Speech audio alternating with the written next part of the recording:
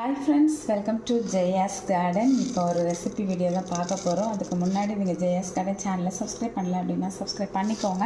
அப்படியே பக்கத்தில் இருக்க பெல் ஐக்கான ஆல் ஆப்ஷன் போட்டு வச்சுக்கோங்க. இந்த மாதிரி கொள்ளு சொல்லுவாங்க இல்லையா, காணம் சொல்லுவோம் எங்கள் ஊரில். அதை நல்லா முளைக்கட்டி வச்சுருக்கேங்க. அதில் தான் வந்து ஒரு குழம்பு வைக்க போகிறோம்.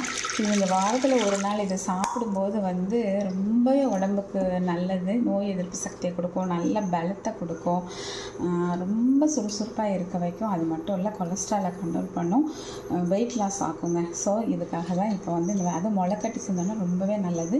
இப்போ இதை ஒரு 4-5 விசில் வச்சு எடுத்துக்கலாம். கொள்ளு நல்லா ஒரு 6-7 விசில் வச்சு நல்லா கொலைய வேக வச்சு எடுத்துட்டோம். இப்போ ஒரு 20 பல் சின்ன வெங்காயமும் ஒரு 10 பல் பூண்டு, 10 இல்லை ஒரு 5-6 பல் பூண்டும் போட்டு நல்லா வதக்கிக்கலாம். இதுக்கு ஒரு அரைச்ச மசாலா வச்சு தான் இந்த குழம்பு செய்ய போகிறோம். நல்லா வதங்கிடுச்சு. உங்கள் காலத்துக்கு தகுந்த மாதிரி நீங்கள் வத்தல் போட்டுக்கோங்க.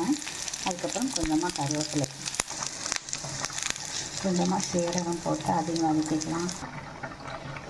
இப்போ ஓரளவு வதங்கினோடனே கொஞ்சமாக தேங்காய் போட்டு அதையும் நல்லா வறுத்தரலாம்.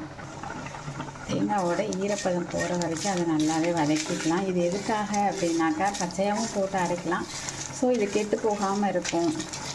சில நேரங்களில் கெட்டு போயிடும் இல்லையா, ஈவினிங்கில் இந்த மாதிரி கெட்டு போகாமல் இருக்கிறதுக்காக இது இந்த மாதிரி வறுத்துட்டோம். நல்லா ஓரளவு ஈரப்பதம் போயிடுச்சு. இப்போ நம்ம ஸ்டவ் ஆஃப் பண்ணிட்டோம். இப்போ மல்லி பொடி மட்டும் போட்டுக்கலாம் ஒரு ஸ்பூன். அதை இந்த ஹீட்லேயே நல்லா இதை வறுத்து எடுத்துகிட்டு இதை ஆறின உடனே இதை நல்லா மையாக அரைச்சிட்டு வந்துடலாம். அரைக்கும்போது நம்ம எந்த அளவுக்கு கொள்ளு ஒரு கை அளவுக்கு நான் கொள்ளு போட்டு வேக வச்சுருக்கேன். நான் 2 பேருக்கு தான் குழம்பு வைக்க போகிறோம். ஸோ அந்த ஒரு கையில் பாதி கை அளவுக்கு எடுத்து அரைக்கும்போது இதோட சேர்த்து போட்டு அரைச்சிடணும். இதை ஓரளவு நல்லா அரைச்சதுக்கப்புறமா அதை போட்டு அரைங்கன்னா அரைப்படாமல் போயிடும். ஸோ அதுக்கப்புறம் எப்படி குழம்பு வைக்கலான்னு பார்க்கலாம்.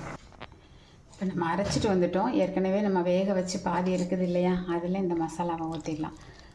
ஊற்றி நல்லா மசால் வடை போகிற வரைக்கும் கொதிக்க வைக்கலாம். தேவையான அளவுக்கு உப்பு போட்டுக்கலாம். நல்லா கொதிச்சிடுச்சு, மசால் வடை போயிடுச்சு. இப்போ ஒரு தாளிப்பு கொடுத்துடலாம். கொஞ்சமாக நல்லெண்ணெய் விட்டுருக்கேன். நல்லெண்ணெய் அல்லது கடலெண்ணெயில் இந்த குழம்பு செய்யுங்க, ரொம்பவே நல்லாயிருக்கும். இப்போ கடுகும் சீரகமும் போட்டு தாளிச்சிக்கலாம். கடுகு குறைஞ்சதும் 2 கருவேப்பிலை போட்டுக்கலாம். அதோடைய ஒரு 10 பல் வெங்காயமும் போட்டுக்கலாம், சின்ன வெங்காயம். நல்லா வெங்காயம் வதங்கிடுச்சு. இப்போ நான் 2 தக்காளியை மிக்சியில் அடித்து வச்சுருக்கேன். நீங்கள் வந்து நம்ம கொஞ்சம் டைம் சேவ் பண்ணதுக்காக பண்ணுறோம். இல்லை நீங்கள் கட் பண்ணி போட்டு கூட நல்லா மையாக குழையிற வரைக்கும் வதக்கிக்கோங்க. நல்லா இந்த அளவுக்கு வதங்கின உடனே அதை அப்படியே நம்ம குழம்புல சேர்த்துட்டு ஒரு 5 மினிட்ஸ் கொதிக்க வச்சு இறக்க வேண்டியதான். குழம்பு ரெடி ஆனோன்னா வேகமாக பேக் பண்ணுற வேலையெல்லாம் பார்த்துட்டேன். கடைசி உங்ககிட்ட காமிக்காமல் விட்டுட்டேன் ஃப்ரெண்ட்ஸ். அட்டகாசமாக ரெடி ஆகிடுச்சு. நீங்களும் இது மாதிரி ட்ரை பண்ணி பாருங்கள். ரொம்பவே டேஸ்ட்டாக இருக்கும். அது குழஞ்ச சாதத்துக்கு நல்லாயிருக்கும், இட்லி தோசைக்குமே நல்லாயிருக்கும். ரொம்பவே ஹெல்த் வைஸ் ரொம்ப நல்லது. வாரத்தில் 2-3 நாள் கொள்ளு எடுத்துக்கிறது ரொம்பவே நல்லது. ஸோ ட்ரை பண்ணி பார்த்துட்டு எனக்கு கமெண்ட் பாக்ஸில் சொல்லுங்கள். பிடிச்சிருந்தா லைக் பண்ணுங்கள், ஷேர் பண்ணுங்கள், கமெண்ட் பண்ணுங்கள். மறக்காமல் சப்ஸ்கிரைப் பண்ணி சப்போர்ட் பண்ணுங்கள்.